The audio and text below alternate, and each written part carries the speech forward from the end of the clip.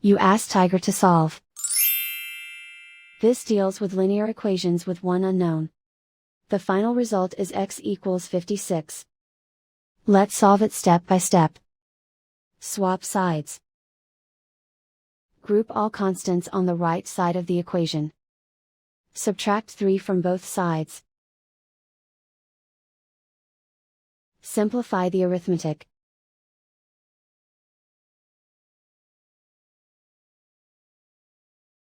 Isolate the x. Multiply both sides by 7.